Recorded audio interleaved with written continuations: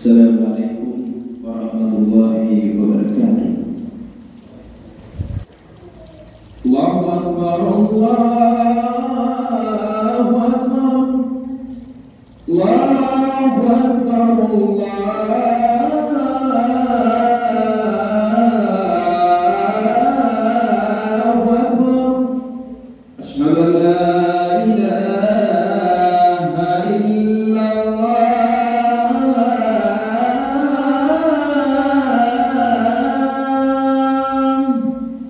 Asyhadu an la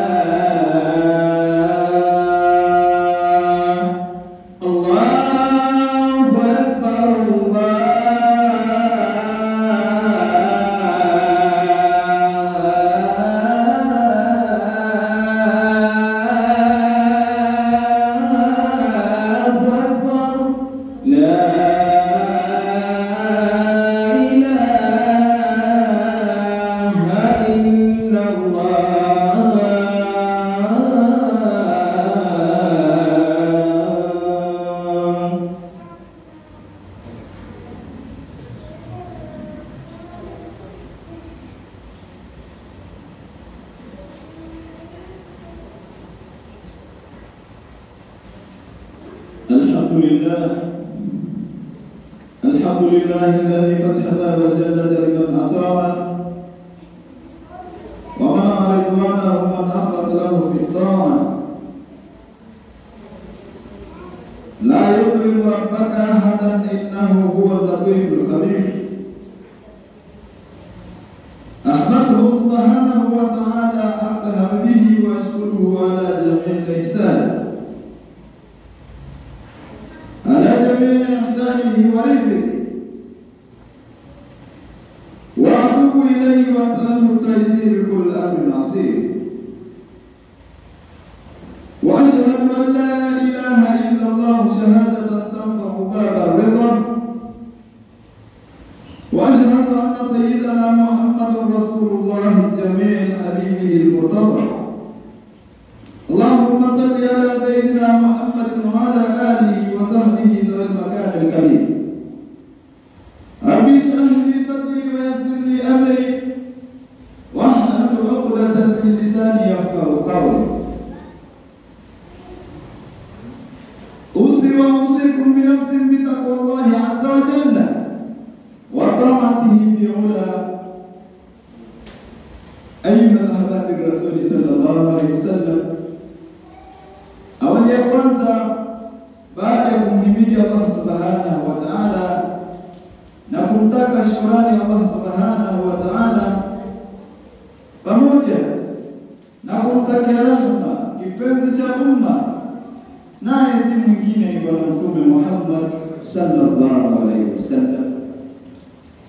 Ama shukrani zote ambazo zinapendekezwa zote kwa kila namna, kwa kila hali, kuzipeleka kwa Allah subhanahu wa ta'ala, kwa namna nyingine kuzielekeza kwa Allah subhanahu wa ta'ala, kwani kwa sababu ya kwamba Allah subhanahu wa ta'ala anayo sifa ya kwamba yeye wa huwa ala kulli shay'in qadir, kwamba yeye juu ya kila kitu ni mweza. Yafalu ma yasha'u biqudratihi, anafanya anavyotaka Allah tabaraka wa taala kwa uwezo wake. Kwa hiyo anapotaka jambo lake liwe linakuwa kama vile atakavyo, na anathibitisha maneno yake Allah tabaraka wa taala katika maneno yake matukufu. Anasema innama amruhu idha arada an yakuna lahu kun fayakun. Innama amruhu idha arada Allah shay'an an yakuna lahu kun fayakun. Anathibitisha kwamba anapotaka jambo lake liwe linakuwa vile alivyolipangilia yeye liwe. Kwa hiyo sisi kuzipeleka shukrani kwake yeye, kwa sababu zipo neema mbalimbali ambazo ametuneemesha Allah subhanahu wa ta'ala. Kama kwamba tukitizama na tukazinduka, basi tunatakikana wewe na mimi kufikiria kila wakati tunapokumbuka neema zake, basi tupaswe kumshukuru sana yeye. Kwani tukiangalia tunazo hali ambazo hivi leo sisi tunapumua, sisi hatulipi, tunatizama na wala hatulipi, tunazungumza na hatulipi, lakini tumepewa viungo vyetu, baadhi yetu ikiwa salama kabisa, mikono yetu ikiwa mizima kabisa, lakini pia miguu yetu ikiwa mizima kabisa. Sasa ili ujitambue wewe kwamba bado una neema, ili uweze kumshukuru Allah tabaraka wa taala, tizama ipo mtu amenyimwa mdomo, hazungumzi, hasemi chochote. Tizama yupo mtu amechukuliwa neema hii, amenyimwa neema hii, haoni. Huyu ni kipofu, lakini wewe neema hii unayo na unaona na haulimi chochote. Lakini si hivyo tu, kuna mtu amenyimwa neema ya kusikia, na huyu tunapata sifa zake, yeye ni kiziwi na hasikii. Lakini mwenzangu na mimi umepewa neema ya kusikia na haulimi chochote. Lakini si hivyo tu, wapo watu wamenyimwa neema za mikono, na mikono yao haishiki chochote wala haifanyi chochote, na wala wengine hawana kabisa. Lakini wewe na mimi ni neema kubwa, tumejaliwa kuwa na mikono yetu ikiwa salama na tunashika kitu chochote ambacho tunatarajia kukishika. Lakini si hivyo tu, wapo watu kazi yao wao ni kunyanyuliwa, kupelekwa pahala kwenda pahala kwingine, au kuhamishwa kutoka ndani kwenda nje, au kutoka nje kwenda ndani. Wamenyimwa neema ya kutokutembea. Sasa utakapojitizama kwamba neema hizi zote wewe unazo, basi mshukuru Allah subhanahu wa ta'ala. Kwani wapo watu wamenyimwa neema ambazo wewe umebarikiwa, umepewa, si kana kwamba ni kwa ujanja wako. Haya yote ni kwa mapenzi ya Allah tabaraka wa ta'ala. Ayuha ikhwa, utakapoifuta umani hii kwa muda huu, wewe bado mzima na unapata pumzi za Allah subhanahu wa ta'ala na haulipi chochote. Tizama hata mfumo huo umetengenezwa tu na watu wa teknolojia za kidunia, lakini kwa namna zinavyokwenda, basi unaweza ukafahamu kwamba wewe ni nani na unatakiwa uishije. Kwamba kama zipo shukrani za kumpelekea Allah subhanahu wa ta'ala, kila wakati ni lazima umshukuru Allah tabaraka wa ta'ala.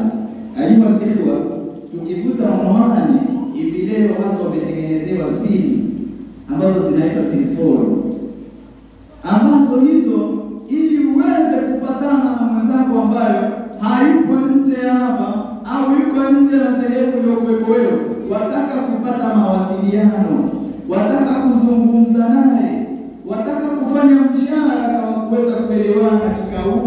kimazungumzo. Sasa ili mzungumze ni lazima kupatikane kitu kinachoitwa sahiho. Bimaana kuna kitu utakachokiweka ili muweze kupatana. Yaani kuna malipo yatafanyika alafu ili nyinyi muelewane. Bimaana utatoa kauli yako kumpelekea mwingine, atakapokusikia kuna kitu kinaitwa dakika, hiki kitakuwa kimeshakatwa na huu ni muda wa maongezi katika ile pesa yako uliyonunua. Sasa tizama wewe na mimi, tunazungumza bila kulipia na tunasema bila kulipia. Kwa namna hii ni vema kumshukuru Allah Subhanahu wa Ta'ala, kwani kama huyu wa dunia kaweza kudhibiti, unapotoa kauli yako kuipeleka kwingine ni lazima ulipie. Sasa tizama wewe na mimi, tunatoa maneno mangapi kwa siku na kinywani mwetu hatulipii pasenti yoyote ili maneno yetu yatoke. Kwa hiyo hii ni namna pia ya kujifunza. Lakini si hivyo tu, wameweka kitu ambacho kinaitwa ni kamera. Hiki hakiwezi kuwashwa isipokuwa kipatikane kitu ambacho ni control ya kumove ule moto ambapo unawasha ile kamera. Sasa tizama wewe na mimi, tunatizama na wala hatulipii, wala hakuna kitu ambacho kinatufanya sisi tutizame isipokuwa haya yote ni kwa mapenzi ya Allah Tabaraka wa Taala. Sasa utakapovuta dira hii kuonesha kwamba vitu vyote mimi ninavyovifanya katika ulimwengu huu wa kidunia silipi, na alhamdulillah ibada za Allah Subhanahu wa Ta'ala mimi sifanyi, yani kumshukuru Subhanahu mimi sinapo tena.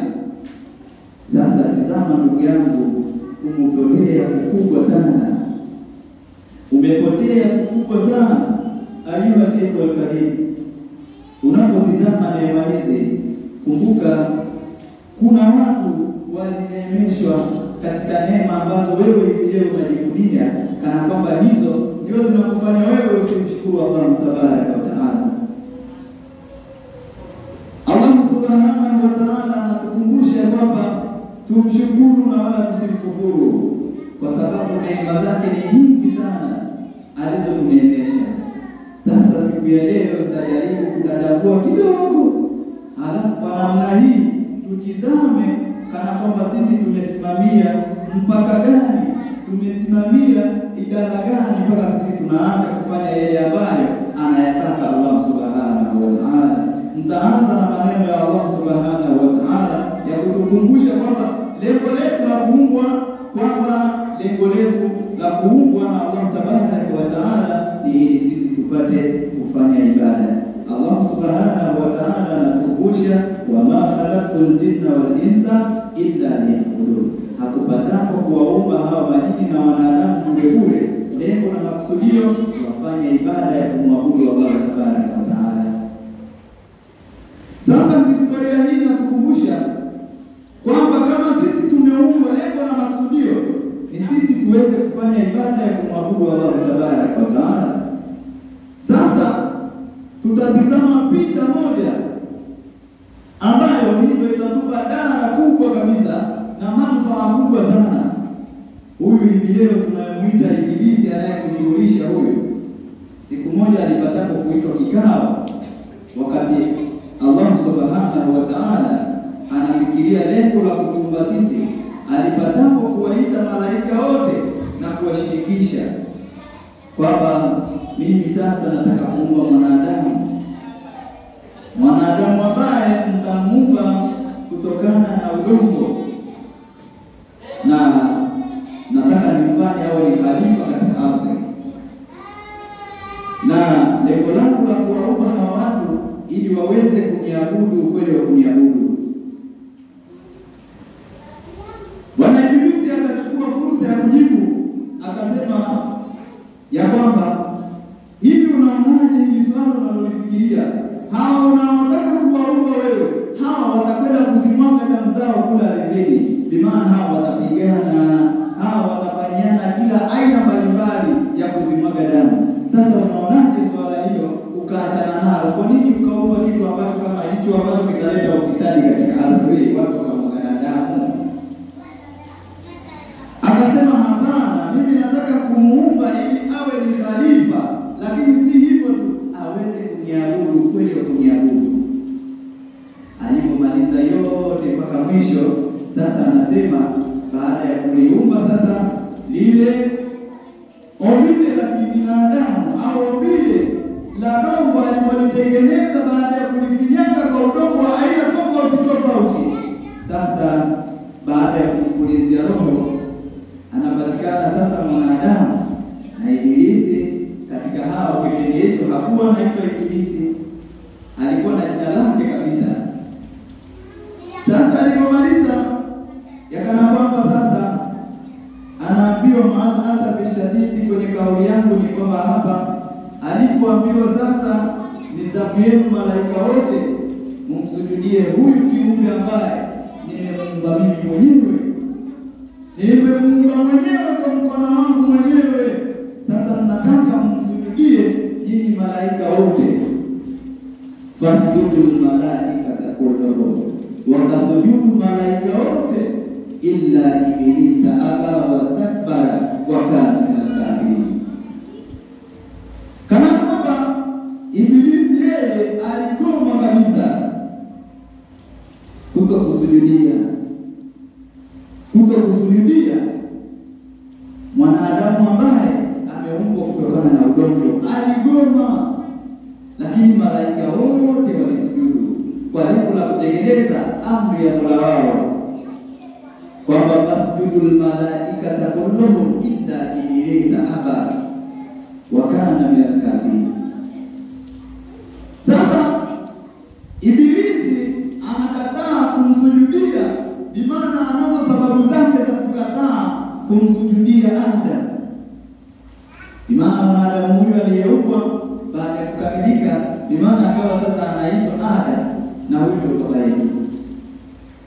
Sasa historia inatupeleka baada ya wale malaika wote kusujudu, sasa anaitwa yule aliyokataa. Anaulizwa swali ya kwamba kwa nini umekataa kusujudu na hali ya kuwa mimi ndio niliotoa amri? Malaika wote wakasujudu na wewe ukagoma, ili hali huyu ni bora zaidi. Sasa kwa sababu ya mengi nimeacha kuyaelezea, lengo na makusudio nilikuwa naitaka namna hii. Anasema ana khalaqtuhu minan nar, hakika yangu mimi umeniumba kutokana na nuru ya moto. Sasa mtamsujudia vipi huyu uliomuumba yeye na matope ya madongo? Mtamsujudia vipi? Sasa huyu mheshimiwa anageuka amri ya Mola wake aliyemwamuru amsujudie baba yetu Adam kwa lengo na kiburi chake, kana kwamba yeye ni bora zaidi kuliko huyu ambaye ameumbwa kutokana na madongo. Sasa sifa kama hizi tukizitizama, ndugu zangu, katika maisha tunayoishi nayo, kana kwamba sisi hatuzitekelezi amri za Mola wetu kwa sababu ya kujiona sisi tuna nafasi fulani. Tuna aina mbalimbali ya nafasi zetu. Sasa weka nafasi yako pembeni, weka sifa uliyokuwa nayo pembeni, weka unadhifu wako au heshima yako uliyokuwa nayo kwa namna fulani ile, lakini kuzitafuta radhi za Mola wako kwa kumdhalilikia Mola wako, kwani huyo ndiye ambaye amekuumba. Hata huyo Ibilisi alipokataa kwamba hakukanusha kana kwamba yeye hakuumbwa na Mola wake, anasema tu ana khalaqtuhu minan nar, kwamba mimi umeniumba kutokana na nuru ya moto. Sasa nitamsujudia vipi huyu uliomuumba na matope? Kwa hiyo hichi ni kiburi ambacho alikionyesha mbele ya Mola wake. Sasa ayuha Yesu wa karibu, kana kwamba sisi hivi leo tukizitizama nafasi zetu tulizokuwa nazo, tunaangalia vipi tutaenda kusali na watu ambao, au tutaingia vipi kwenye ibada na watu ambao hawana nafasi yoyote, hawana aina yoyote, wala hawana sifa zinazolingana na mimi na mimi mwenyewe. Yaani tunaweka kile kipaumbele chetu cha ubinafsi wa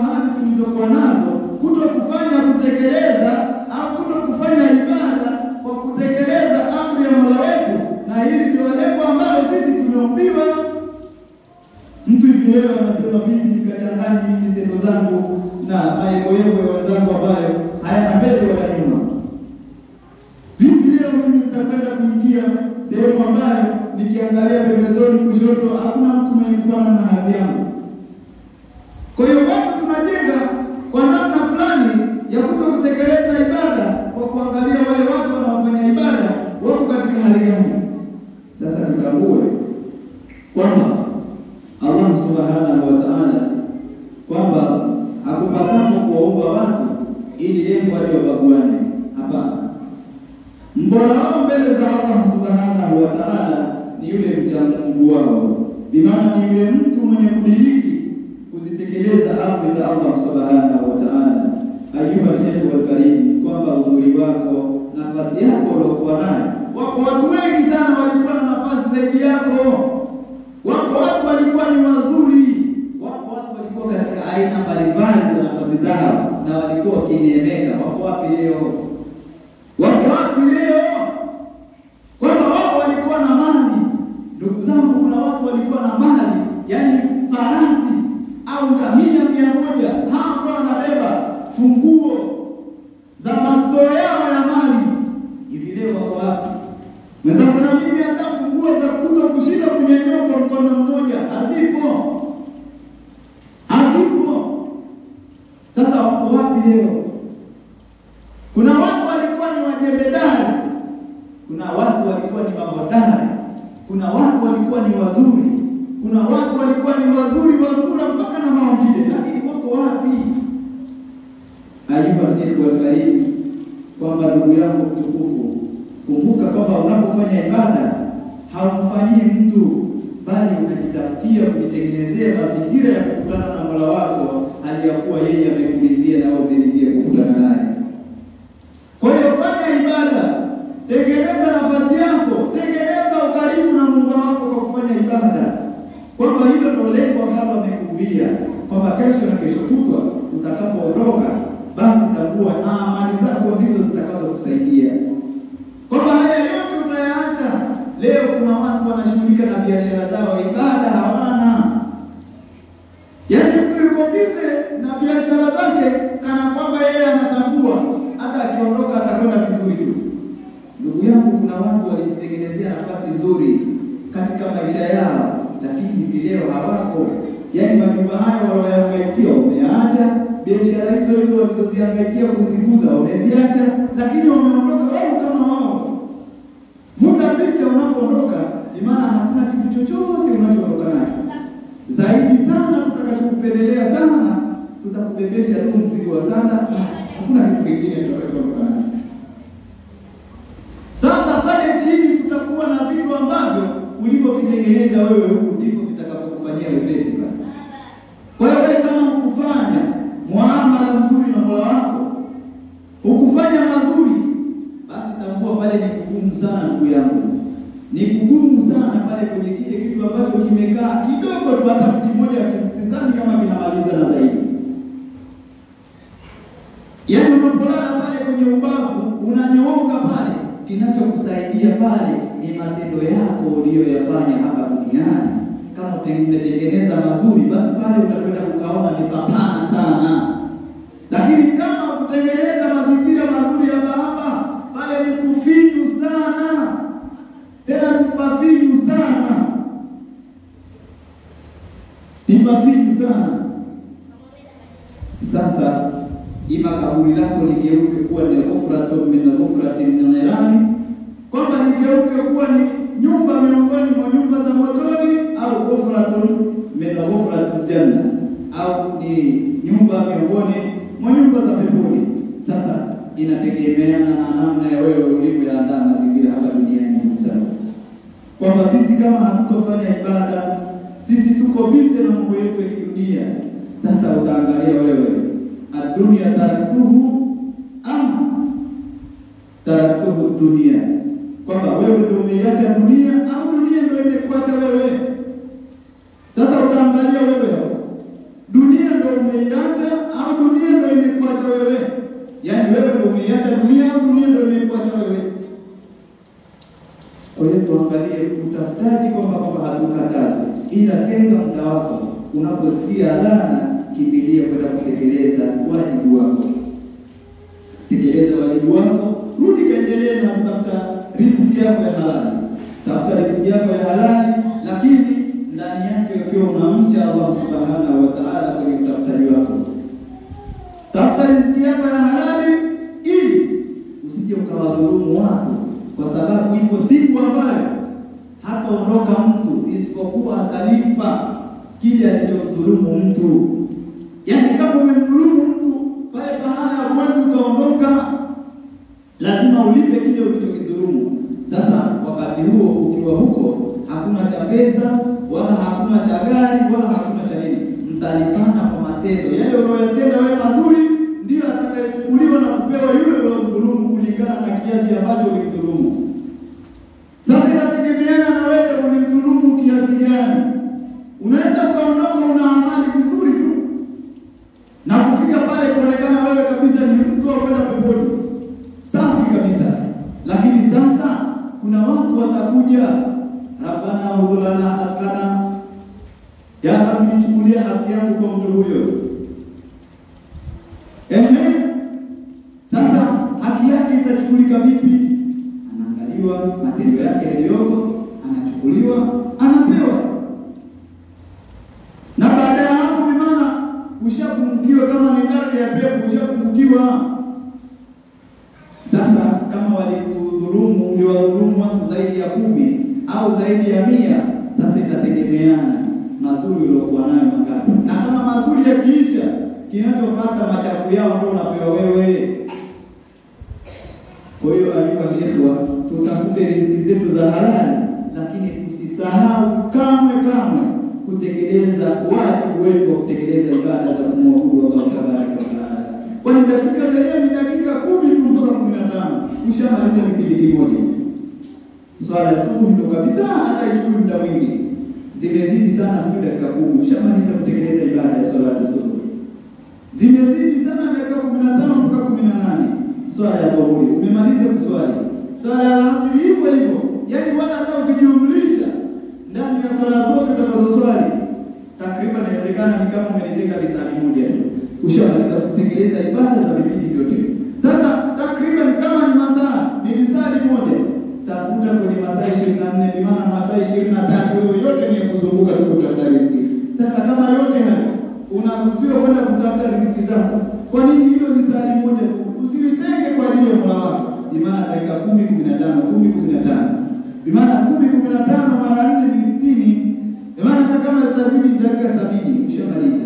Sasa ndani ya 24 hours ushatenga dakika zako 70 katika masaa yako 24, kwa maana masaa 22 na dakika 50. Haya yote ni kufanya mshahara wa kutafuta riziki zako. Ni mshahara kwa kutafuta chochote unachokiona kwa wewe ni cha halali. Sasa vipi tunajisahau na kutekeleza ibada ya Allah Subhanahu wa Ta'ala?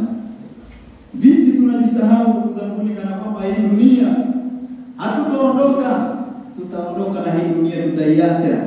Kwana wako watu walijinafasi sana kutengeneza dunia, lakini wameiacha dunia. Sasa wewe mwenyewe unatizama, umeiacha dunia au dunia ndio imekuacha? Sasa kwa muda uliokuwa nao ni lazima uangalie, wewe ndio umeiacha dunia au dunia ndio inakuacha? Sasa tafuta dunia yako kidogo, lakini ipambe akhera yako kwa dunia yako hiyo unaitafuta. Imana watu mnapoitafuta dunia yenu, msisahau kutengeneza amali nzuri kwenye hiyo dunia yenu mnayoitafuta. Imana msisahau kutoa zaka, maana hivi leo watu wamejisahau hata kuzitoa zile haki za watu. Wamesahau hata kutoa sadaka. Wamesahau haya yote kana kwamba wao wanajinafasi na maisha ya kidunia. Hawana sehemu katika sehemu za watu ambazo walizokuwa nazo katika mali zao. Tukumbuke kutoa sadaka, lakini pia biashara zetu zinapozungukiwa na mwaka, kama imefika pahala kwa kutoa zaka, tusiache kuzitolea zaka biashara zetu, kwa sababu unawezekana ukazunguka mwaka mzima na wewe umefikia stage ya kutoa zaka na hautaki kutoa zaka, na mwisho ukaja kupata hasara kubwa huko kwenye biashara yako. Haya yote ni kuonesha kwamba kuna kitu cha watu libakiwa nacho, Kwa hiyo utakapoliona gap limeingia kwenye biashara yako, tambua hicho kilichoondoka sio haki yako, ni haki ya wenzako, wewe ulinyima kuitoa. Kwa hiyo kwenye utafutaji wetu, tukifika pahala tukumbuke kutoa zaka, lakini pia tusikose kutoa sadaka, kwa sababu biashara zetu tunapozitolea sadaka ndipo tunazikabidhisha ulinzi kwa Allah Subhanahu wa Ta'ala. Ndipo Allah Subhanahu wa Ta'ala anazidilia baraka kutokana na sisi tunazitolea biashara zetu sadaka. Lakini si hivyo tu, jiwekee azma wewe mwenyewe ya kutoa sadaka pale ambapo unapohitajika kutoa sadaka. Lakini pia sadaka zilizokuwa nzuri ni sadaka ambazo zinatolewa kwa siri, lakini pia na ibada zilizokuwa nzuri baada ya fardhu ni kufanya ibada zako za siri. Imani unaweza ukaamka usiku ukesha kufanya ibada za sunna, zipo ndugu zangu, na hizo ndizo ibada kubwa kabisa watu ambazo zinawapandisha daraja baada ya swala za fardhu. Sisi tunalala kukoroma usiku na wala hatuna haja yoyote ya kuomba. Kama maombi mazuri ni usiku watu wote wamelala. Sasa tawadha, tia udhu wako, kaa kitako, mlilie Mola wako, sali sala zako, sali sala za tahajjudi, sali sala ambazo za kutaka zile sunnatul hajati, zile sali kumtaka Allah Subhanahu wa Ta'ala haja zako ambazo unazitaka ziende kama vile ambavyo unatamani katika hali ya uzuri. Lakini haya yote ni kuwakumbusha turudi kwa Mola wetu, kana kwamba sisi muda wote ni watu wa kutoka, muda wote saa yote sisi ni kurejea kwa Allah Subhanahu wa Ta'ala. Kwa hiyo namna ya urejeaji kwa Allah Subhanahu wa Ta'ala inategemeana na sisi tumeandaaje mazingira katika maisha haya ya dunia. Na Mungu Allah Subhanahu wa Ta'ala kwa utukufu wa siku ya leo atuongoze kwenye njia iliyokuwa salama, atuongoze njia ambayo iliyonyooka. Allah Subhanahu wa Ta'ala yaqulu bi qawlihi yahtadil muhtadun wa idha quri'a al-Qur'an fastami'u lahu wa ansitu la'allakum turhamun. Wa qala Allah Ta'ala fa idha qara'ta al-Qur'ana fasta'id billahi minash shaitanir rajim. A'udhu billahi minash shaitanir rajim. Inna a'tainaka al-kawthar fasalli li rabbika wanhar. Inna a'tainaka al-kawthar fasalli li rabbika wanhar. Barakallahu li wa lakum fil Qur'an al-azim. ونفعنا وإياكم بما فيه من الآيات والذكر الحكيم وتقبل مني ومنكم تلاوته إنه هو السميع العليم. هذا وأستغفر الله العظيم لي ولكم ولوالدي ولوالديكم ولسائر المسلمين والمسلمات والمؤمنين والمؤمنات فاستغفروه فيا فوز المستغفرين وتوبوا إليه فيا نجاة التائبين.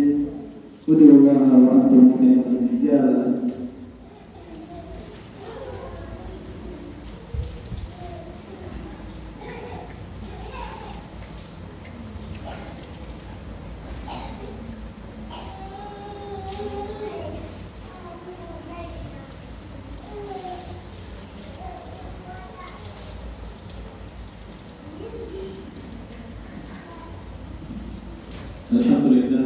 الحمد لله رب العالمين والصلاة والسلام على سيدنا محمد وعلى آله وصحبه ومن تبعهم بإحسان إلى يوم الدين. أما بعد، أولا أوصي وأوصيكم بنفسي بتقوى الله عز وجل وطاعته في أولى مرة الثانية في الخطبة الثانية. أما أوصيين سألزم لكم الله تبارك وتعالى katika khutba ya pili, kwani kumcha Allah Subhanahu wa Ta'ala ndiko kunakokufaulu mwanadamu hapa ulimwenguni. Allah Subhanahu wa Ta'ala anatuthibitishia katika maneno yake matukufu, anasema inna lilmuttaqina mafaza, hakika wamefaulu watu wote wanaomcha Allah Subhanahu wa Ta'ala. Kwa hiyo na sisi tunamwomba Allah Subhanahu wa Ta'ala tuwe ni miongoni mwa watu ambao wanamcha Allah Tabaraka wa Ta'ala kwa kufanya yale ambayo anayehitaji na anayeridhia, na kuyaacha yale ambayo anayekukataza na kutukemea kuyaacha kwa hali na mali, kwamba tukiyaacha haya yote basi sisi tutakuwa tumefanya yale ambayo anayaridhia Allah Subhanahu wa Ta'ala. Inna Allah wa malaikatahu yusalluna 'alan nabi ya ayyuhalladhina amanu sallu 'alaihi wa sallimu taslima. Inna Allah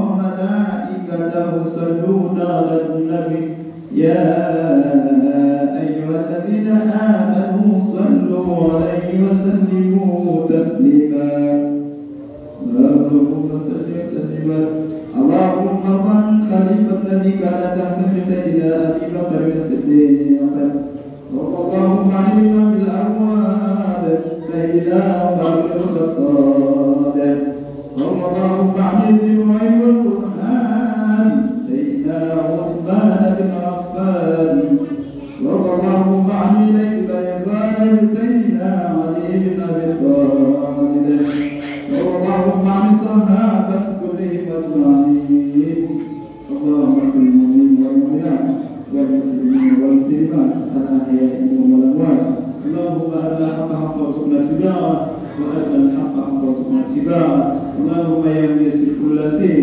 عليك سير هديتنا إليك كثير اللهم يا ميسر كل شيء عليك سير هديتنا إليك كثير اللهم افتح لنا بكل أبواب الخير اللهم افتح لنا فإن خير الفاتحين اللهم انصرنا من كل بلاء رب العالمين اللهم انصرنا فإن خير الناصرين اللهم انصرنا فإن خير الناصرين برحمتك يا أرحم الراحمين برحمتك يا عزيز الغفار عباد الله إن الله يأمر بالعدل والإحسان وإيتاء ذي القربى وينهى عن الفحشاء والمنكر والبغي يعظكم لعلكم تذكرون فاذكروا الله لعلكم تذكرون واذكروا على نعمكم واسألوه من فضله يغفركم ولذكر الله أكبر وأعز وأجل وأقم السلام. الله أكبر الله أكبر أشهد أن لا إله إلا الله